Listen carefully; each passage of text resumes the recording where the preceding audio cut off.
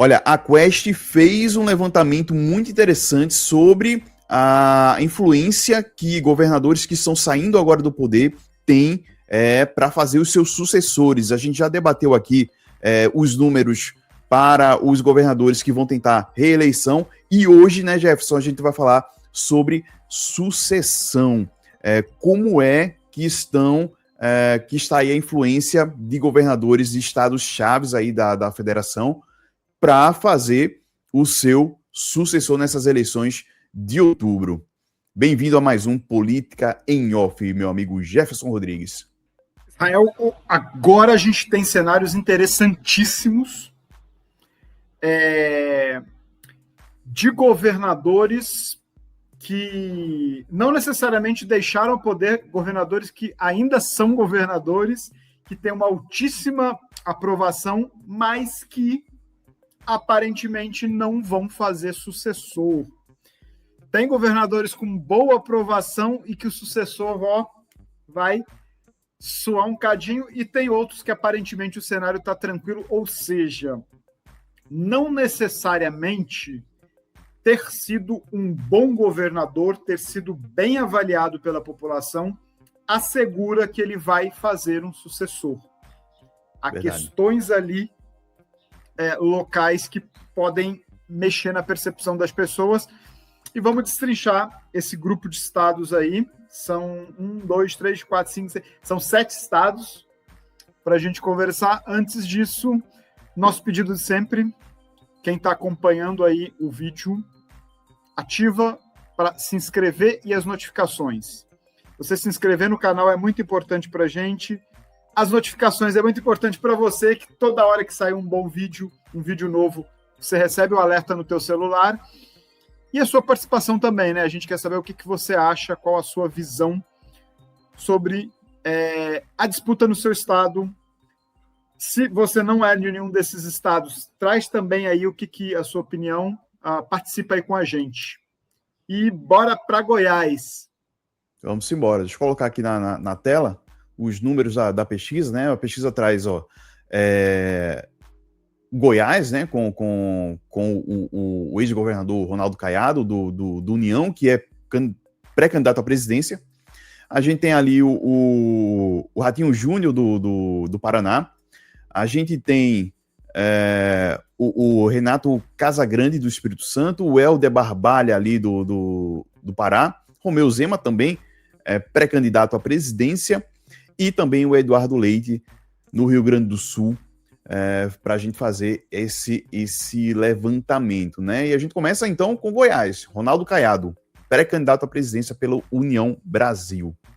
Ronaldo Caiado tem uma das maiores aprovações entre os governadores e aparentemente vai fazer o sucessor com uma tranquilidade muito grande, que é o atual vice, né? Assumiu o posto, Daniel Vilela, do MDB. Sendo que o Daniel Vilela vai disputar aí com a Marconi Perillo, Isso, que já governou, um político tradicional de Goiás, está tentando retornar. Então, você tem uma disputa do Daniel Vilela, que é herdeiro, né, de uma família tradicional da política goiana, Maguito Vilela, contra o Perillo, outro político tradicional aí. Então, assim, Goiás, a gente tem um cenário de tradição política na disputa. sim. Mas o Caiado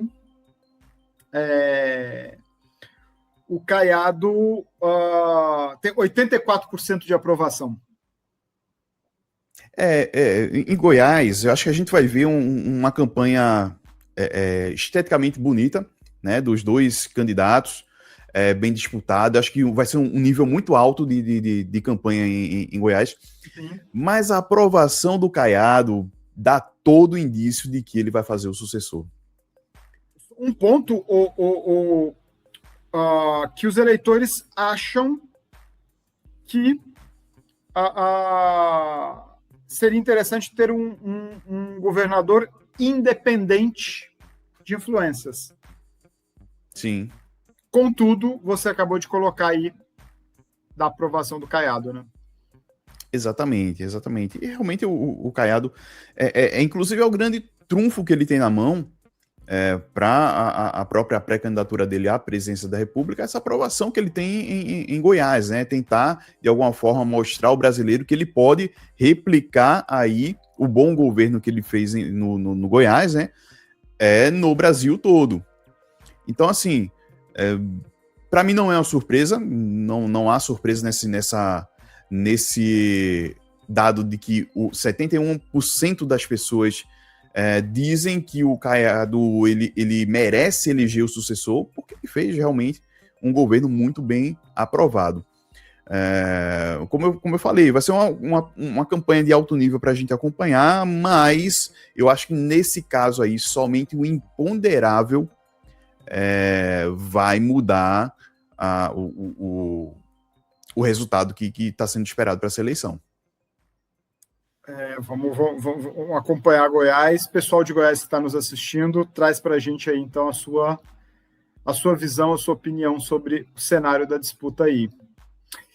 No Paraná, Israel, a gente tem um governador que está no cargo, não é um ex-governador. Ratinho Júnior permaneceu no cargo. Ratinho Júnior que tem uma boa aprovação, 80% de aprovação. Também. Ali, né, altíssima. 64% dizem que ele merece fazer um sucessor. Porém, quem lidera as pesquisas com certa folga é o senador Sérgio Moro, que não é do grupo político do Ratinho. Isso, o Ratinho que também se colocou aí como um pré-candidato à presidência, né, um postulante a esse posto de pré-candidato. Foi o primeiro a retirar essa pré-candidatura, né, quando ele viu que ali no PSD ia ficar mais difícil para ele, uma disputa aí tripla, né, entre ele, o Caiado e o Eduardo Leite. E o Ratinho Júnior retira aí a sua pré-candidatura. Você acha, Jefferson, que a gente até falou no vídeo anterior da proximidade que o Tarcísio teve com o ex-presidente Jair Bolsonaro nos últimos anos, né? Que isso em São Paulo se tornou um ponto de identificação de que Tarcísio seria o candidato oficial do Bolsonaro no estado. Enquanto o Ratinho, e a gente comentou isso no vídeo anterior também, o Ratinho, em certos momentos, colocou o pé no freio, né? Não quis se comprometer tanto. Enquanto a gente tem aí do outro lado um Sérgio Moro, que apesar de todas as idas e vindas aí com Jair Bolsonaro, né, com esse presidente, a gente tem um Sérgio Moro que a própria imagem dele é ligada ali à Operação Lava Jato, é muito ligada à direita mais conservadora. Você acha que isso fez alguma diferença nesse dado? Porque realmente Ratinho Júnior tem 64% de eleitores que dizem que ele merece eleger o sucessor. Mas quando a gente vai para as pesquisas, Sérgio Moro está à frente. Eu tenho uma visão aí de que Sérgio Moro está acima de partidos, está acima de grupos políticos quando a gente fala do estado do Paraná. Sim. Então, eu acho que ele construiu no Paraná uma reputação ligada à Lava Jato, ligada ao fato de que o Paraná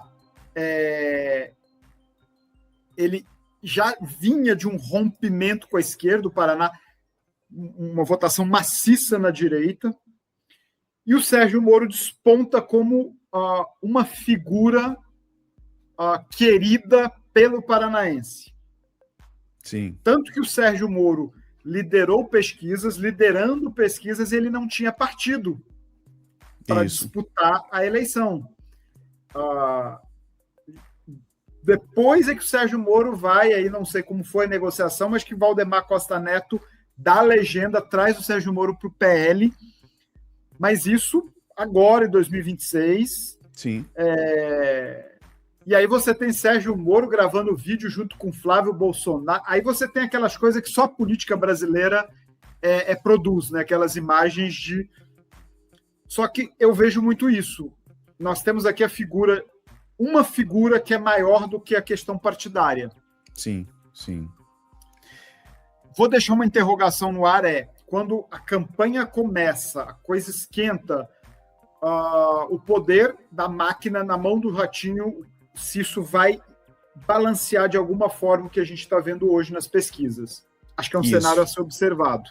Exato, porque aí se soma, né? A máquina com a boa aprovação do Ratinho, esse percentual, né? Ele dando a cara, esse percentual que ele merece eleger o sucessor. E, querendo ou não, assim, a história do Moro tem muitos pontos ali de incoerência, né, que podem ser muito explorados pelos adversários. Então, realmente... Em compensação, a gestão pode explorar muitas conquistas, muitos números. Também. Naquele discurso do quê? Não podemos perder isso, né?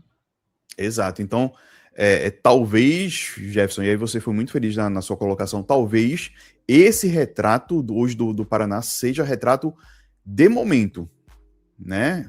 Excluindo qualquer influência de uma campanha eleitoral de fato nesses números. Quando a campanha começar, eu acho que é aí que a gente vai ter um sentimento mais próximo da realidade no Paraná, com tudo isso que a gente pontuou agora. Vamos para o Espírito Santo aí. O Renato Casagrande deixou o cargo, ex-governador, pré-candidato ao Senado. Tem 61% que ele deve fazer o seu sucessor. O Casagrande foi reeleito com tranquilidade, então teve uma boa... Não tem os dados de aprovação dele, mas o vice, que hoje é o governador, o Ricardo Ferraço, do MDB, ele aparece num bolo ali. Os cenários no Espírito Santo trazem basicamente empate técnico entre 4 pré-candidatos. Então, assim... Olha só. E só para... 60% dos entrevistados dizem que pode mudar o seu voto. Então, assim, cenário totalmente aberto. Por quê? Porque no Espírito Santo nós temos o ex-governador Paulo Artung, com uma ampla aprovação nos seus governos, está na disputa. Nós temos o atual governador Ricardo Ferraço, nós temos Magno Malta, o senador Magno Malta, bolsonarismo do PL. Está embolado. Por quê? 19, 18 e 15% das intenções de voto. Então, assim, ninguém desponta, e aí eu estou falando de números para vocês em 4 cenários. Então, o Espírito Santo ele traz para a gente o seguinte: não acredito que o Casagrande vai ter tanto poder de influência para fazer sucessor. Sim. Olhando esses nomes aqui, a gente percebe que vai ser uma disputa muito pessoal dos candidatos.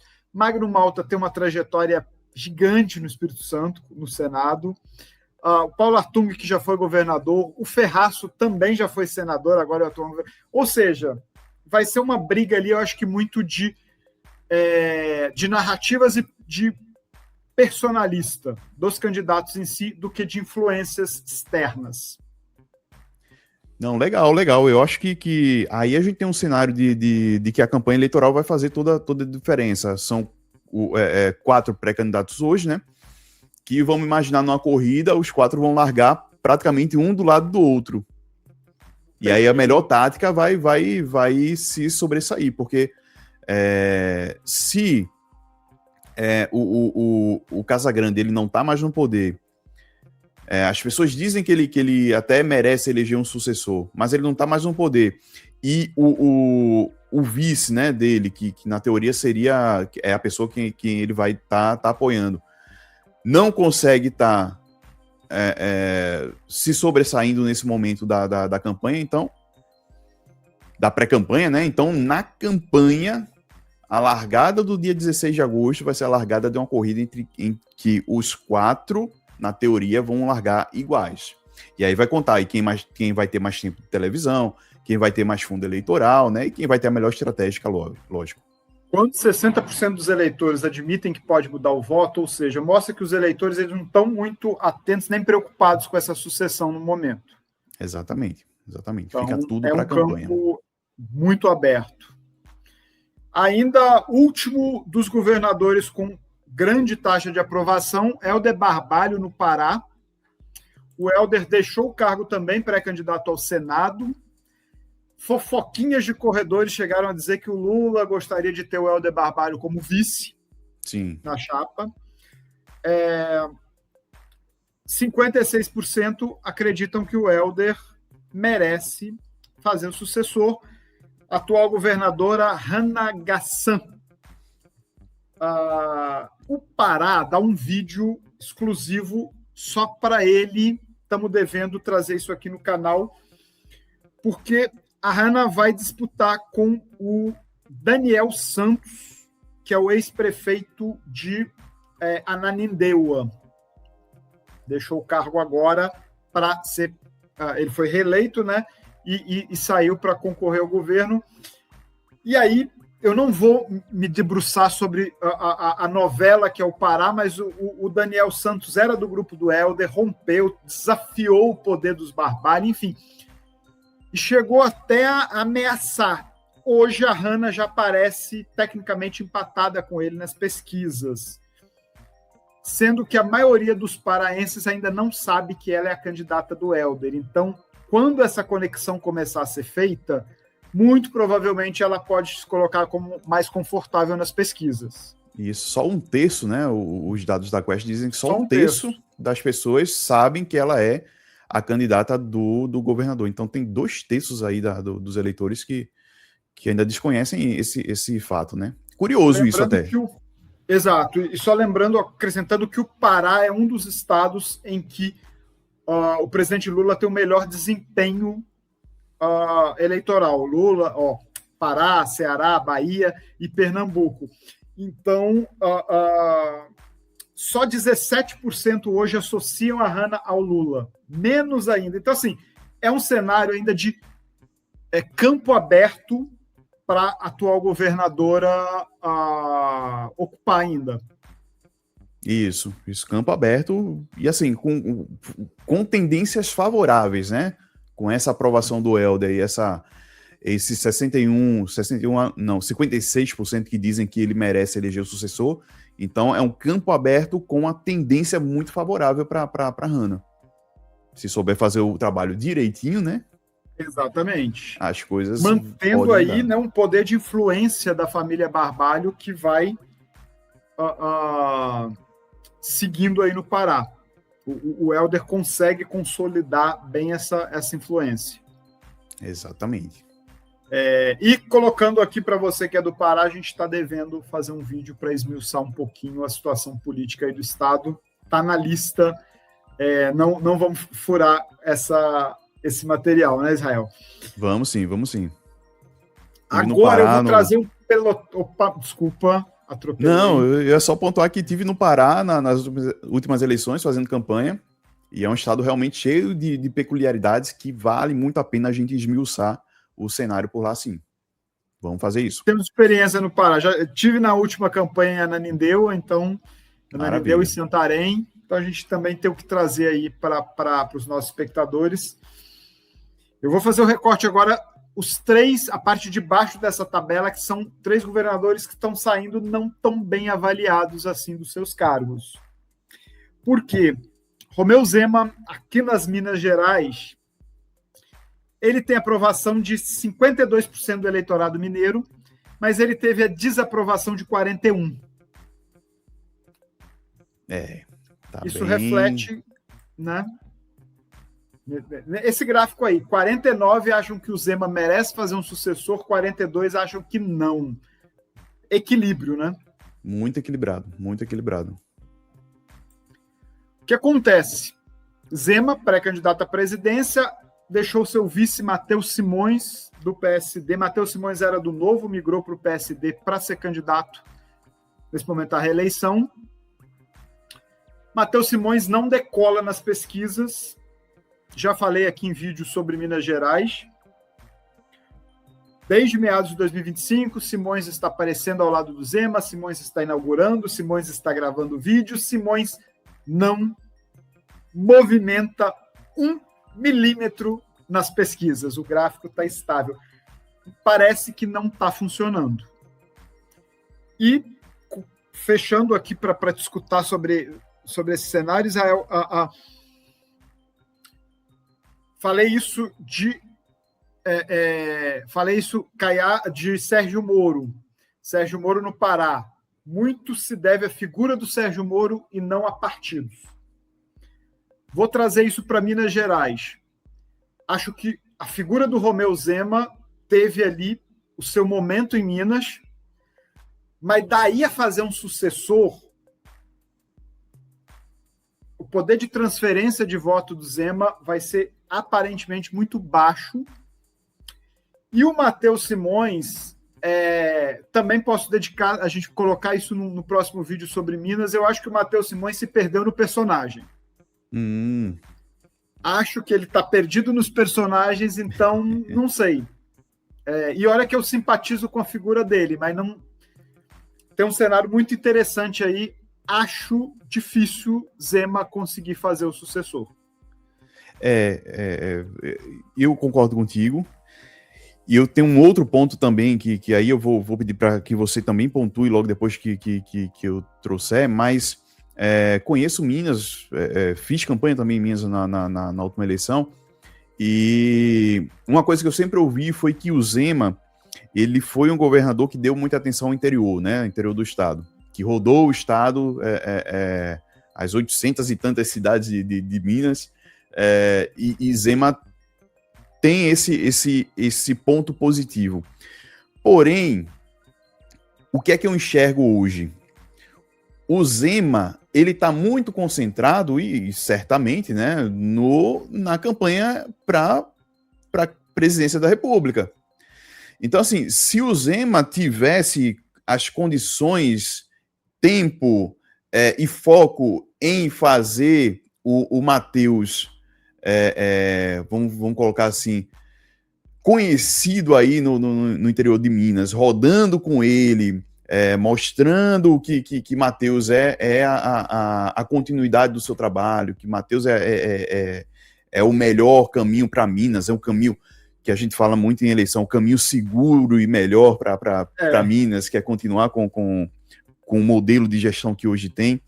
Talvez a gente teria aí um outro panorama no desempenho do Matheus nas pesquisas. Mas o fato é que hoje Zema tá focado na campanha para a presidência, na pré-campanha para a presidência, né? Então, assim, eu vejo que o Matheus sofre muito também por conta disso, Jefferson. Não sei se você tem daí de dentro a mesma visão. Concordo. E acrescento um ponto, pegando o gancho nisso que você falou, que é o quê? Eu não sei até que ponto, né? Até uma pergunta para pesquisa. Eu não sei até que ponto o discurso um pouquinho mais inflamado do Zema, que é voltado para uma sucessão nacional, isso não pode ter prejudicado, estar prejudicando a sucessão estadual. Certamente, é um ponto. Eu já falei em outros vídeos, Romeu Zema, que governou e que se reelegeu governador de Minas, ele durou até metade do segundo mandato. Depois ele dá uma guinada e ele começa a flertar com pautas mais radicais do bolsonarismo, e ele começa a fazer vídeos extremamente infelizes. Eu não sei o quanto o mineiro olhou para aquilo e falou assim, surtou. E aí isso pode ter prejudicado e pode estar prejudicando hoje o projeto do Simões. É um ponto aí. Com certeza, é um ponto, sim, que deve ser muito bem observado aí pela campanha do Simões, né? Porque, sim, de repente, dar uma descolada do Zema agora pode ser estratégico. A política tem disso também. Sendo que o Simões é um fruto, Simões só está onde está graças ao Romeu Zema, então também não pode.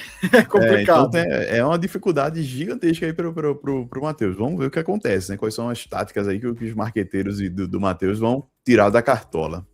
Matheus Simões foi um vereador de Belo Horizonte de primeiro mandato que sai para ser secretário do governo de Minas, dali vira vice e agora é governador. Zero experiência administrativa e somente uma passagem pelas urnas com aprovação. É um currículo que, se ele conseguir ganhar o governo do estado, é um currículo invejável, mas tem dificuldades pela frente. O que assim, também a gente precisa pontuar e não vamos nos estender nisso, aí vocês podem ver os outros vídeos da gente aqui. O cenário de Minas é muito embolado ainda, né? Muito indefinido. Então isso tem... Ainda vamos falar mais sobre essa indefinição aqui em próximos vídeos, né? Minas tem muito ainda a desenrolar e a gente vai estar acompanhando. Mas vamos lá então para Rio Grande do Sul. Eduardo No Leite. Rio Grande do Sul, o governador permanece, Eduardo Leite não saiu, vai encerrar seu mandato. O eterno sonhador aí com a presidência da República. E aí a gente tem um ponto que é o quê? Aqui a gente já vai para o inverso, né?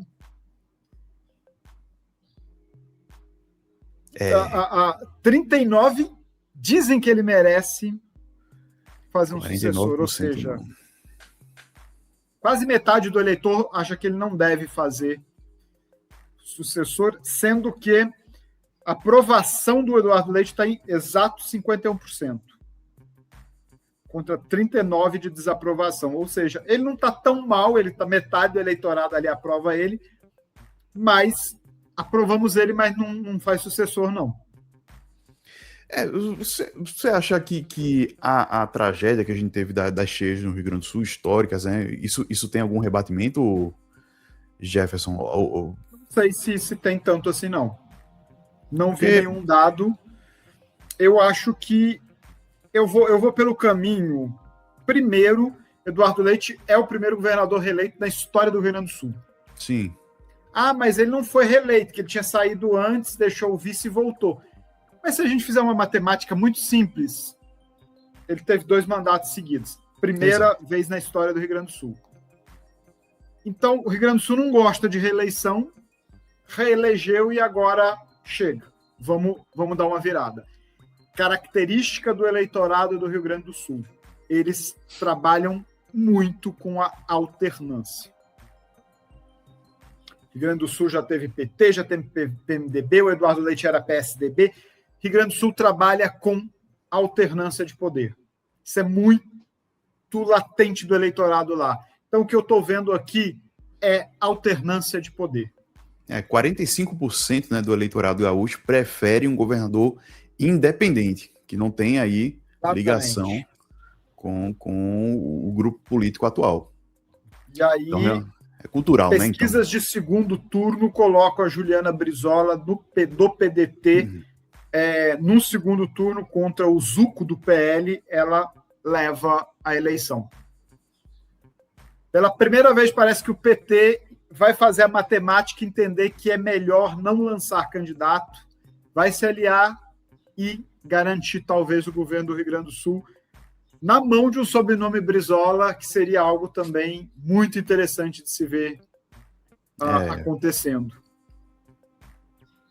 Verdade. E assim, eu fico muito curioso para saber os próximos passos políticos aí do Eduardo Leite, né? Que é um eterno sonhador aí com a presidência da República, mas que parece estar saindo em baixa, né? Do governo gaúcho, ou pelo menos, se não for em baixa, mas com um sentimento dividido da população. E o futuro do Eduardo Leite na política fica incerto, né? Fica em aberto. Vai ficar sem mandato. Para a gente acompanhar. Fica sem mandato, sem um apelo popular para ele voltar para alguma coisa. Né? Qual caminho ele vai tomar aí, né? Exatamente. Eu imagino que ele tem um plano. Também imagino. Porque senão ele estaria candidato ao Senado, né? Ele teria feito. Então, para ele abrir mão disso, alguma coisa está na cabeça dele. Exato. Vamos ver o que acontece, né? E para a gente fechar a rodada, Rio de Janeiro é talvez hoje o estado mais caótico do Brasil em termos de sucessão política. O governador Cláudio Castro, que renunciou para ser candidato ao Senado, e aí não sabemos se está com direito político cassado, se vai reverter ou não, enfim. Mas fato é que 47% de desaprovação reflete aí que 53% não querem que ele faça um sucessor. Israel, Rio de Janeiro está complicado, Rio de Janeiro está com um governador interino, que é o do tribunal, né, o ministro, vou ficar devendo o nome dele, me perdoem, Israel já traz aí para a gente. Rio de Janeiro que teve aí a Assembleia Legislativa elegendo Douglas Ruas, que é do grupo do Castro, para a presidência da Assembleia, querendo que ele assuma o governo, ele que é pré-candidato ao governo. A eleição tá parada no TSE, convoca uma eleição suplementar ou não, a essa altura do campeonato. Enfim, está muito bagunçado o Rio de Janeiro, mas, aparentemente, o grupo político que vem se revezando, porque o Cláudio Castro, que foi reeleito em primeiro turno, era vice do Itzel, foi o governador eleito cassado, que renunciou para não ter, que era do grupo do bolsonarista, o Itzel, um ilustre desconhecido que ganha na onda de 2018, como Zema em Minas. E aí vem uma linha de confusões aí nesse governo do Rio, que é ligado a Flávio Bolsonaro. Aqui nós temos um grupo extremamente ligado a Flávia Jair Bolsonaro, que podem representar, inclusive, uma dor de cabeça na campanha do Flávio. Totalmente. Porque nesse grupo aí está o ex-presidente da Leste, o Bacelar, que está preso. Então, assim, o Rio de Janeiro, eu falei comentando, o Rio de Janeiro ele tem todos os gêneros do cinema, da novela, da televisão, é drama, é comédia, é pastelão, é terror, ele tem tudo aí reunido. E Eduardo Paes, ex-prefeito do Rio, lidera com folga as pesquisas. O desembargador Ricardo Couto é o atual governador do Rio de Janeiro, né? E assim, Jefferson, é um cenário tão peculiar o Rio de Janeiro que ele extrapola aí as páginas de política e está muito presente nas páginas policiais, né? Então, a cada dia a gente tem uma novidade aí no Rio de Janeiro, em relação à política do Rio de Janeiro. É um que é preso, é outro que é afastado, as coisas que não andam. Quem sofre é o cidadão, né, do Estado. E na política a gente tem esse cenário caótico. Cenário caótico que a gente não consegue apontar para que lado a política do Rio de Janeiro vai caminhar. O fato é que a população se mostra cansada disso, né? Quando a gente vê aí um percentual de 53% dizendo que não quer que pelo menos o governador, o ex-governador, o Cláudio Castro, faça o seu sucessor. Então, assim, Rio de Janeiro sempre, na verdade, isso não é de hoje, né? O Rio de Janeiro sempre foi um cenário muito caótico. Para a gente que trabalha com comunicação, é muito difícil trabalhar comunicação no Rio de Janeiro. Há muitas peculiaridades, né? Até para a entrada em comunidades, para se fazer campanha. O próprio... as questões geográficas do Rio de Janeiro dificultam também.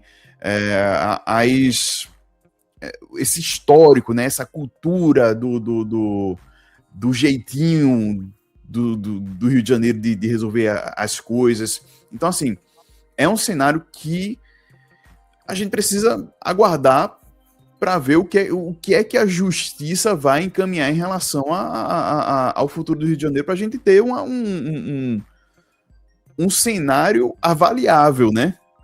Acredito que nessa altura do campeonato, o TSE, o TSE não, o STF, está no STF isso, eles vão optar por manter o desembargador até o fim, não vão convocar novas eleições, não tem cabimento criar um gasto com essa proximidade. Se bem que, deixa eu abrindo um parênteses aqui, foi o que acabaram de fazer com Roraima, né? Roraima vai ter uma eleição antes da eleição. Então não ficaria surpreso se acontecesse mais essa, né? Enfim. Tá aberto. Eduardo Paes, em cenários, ele tem 34% contra 9% do Douglas Ruas. Em outros cenários, ele tem 40% contra 10%, então tá muito nisso aí. É um cenário muito confortável hoje para o Eduardo Paes. Porém, o Douglas Ruas, ele é desconhecido por 71% dos eleitores. Então, quase a totalidade, né? E 59% dos eleitores do Rio dizem que podem mudar seu voto ainda. Por que eu estou trazendo esses dados? Porque Eduardo Paes liderava as pesquisas e perdeu lá em 2018 para o Witzel. Sim. E por que eu destaquei a questão do Douglas Ruas? Porque de ser desconhecido. Porque o peso do interior do Rio de Janeiro na eleição é muito grande, e o interior do Rio de Janeiro ele é conservador, bolsonarista, evangélico. Verdade. O peso do voto evangélico no Rio de Janeiro é muito grande. E é aí que o Douglas Ruas, ligado a Jair Bolsonaro, a Silas Malafaia, pode ter um crescimento a partir do momento que ele passa a ser mais conhecido e apresentado para os eleitores. Isso, passa muito, então, talvez a gente pode colocar assim, que hoje o cenário nacional, né, da disputa presidencial pode influenciar muito aí na eleição do Rio de Janeiro. Sim, pode. Né, a presença do Flávio, de repente, no Rio de Janeiro. Exato. Pode alavancar aí o candidato do grupo. Então, é mais essa variável, né, que a gente tem em Rio de Janeiro. Então, tem justiça, tem a questão do cenário nacional. É algo para a gente acompanhar. Isso, tem muito desdobramento, né, que pode acontecer. Embora Israel, aparentemente, eu vou trazer uma visão de que o Eduardo Paes me parece estar mais consolidado do que lá atrás. Sim. Então, sim. Existe... E eu acho que talvez, quando diz que o Castro não merece fazer o sucessor por 53%, talvez porque tem tanta coisa ainda surgindo no Rio de Janeiro que pode ser que vai desgastando cada vez mais. Então, Verdade. Uma visão que está em aberto, é um estado para a gente acompanhar com muita atenção. E assim, governador interino, problemas na eleição do presidente da Assembleia, que poderia ou não assumir o governo. Olha a quantidade de cenários que tem aí. A gente não está falando só de sucessão lá em outubro, não. Pode vir a ter uma sucessão antes disso, né? Então, olho no Rio de Janeiro também. É isso aí, meu amigo. Então a gente fez esse passeio aí por 1, 2, 3, 4, 5, 6, 7 estados, né? A gente já tinha passeado por 4 anteriormente. E vamos buscar passear por mais, como a gente falou. Roraima. No próximo vídeo, a gente dá uma geral pelos estados que faltaram aqui, né? Santa Catarina, Mato Grosso do Sul, enfim. Amazonas. Não passamos pela Paraíba, não passamos por Alagoas, que também tem uma sucessão muito curiosa ali. O próximo vídeo já fica ligado, né? Muito cenário interessante para a gente trazer, sim. Vamos passear pelo Brasil. Meu amigo, obrigado. Quero pedir para que você que está assistindo a gente deixa aqui o teu comentário, né, sobre esses cenários, sobre o cenário do teu estado, sendo ele um desses que a gente trouxe aqui ou não. Coloca aqui como é que está o teu estado. Ativar notificações e se inscrever no canal se o seu estado ainda não passou por aqui, porque é o próximo vídeo nosso aí. Vai passar por aqui o teu estado, então não deixa de ativar as notificações, né? Se inscreve, se você não for inscrito, deixa aquela curtida, que é importante pra gente também, e vamos embora que a gente vai passear por esse Brasilzão aí no próximo vídeo. Mais um passeio aí, né? Valeu, pessoal. Valeu, Jefferson. Até mais.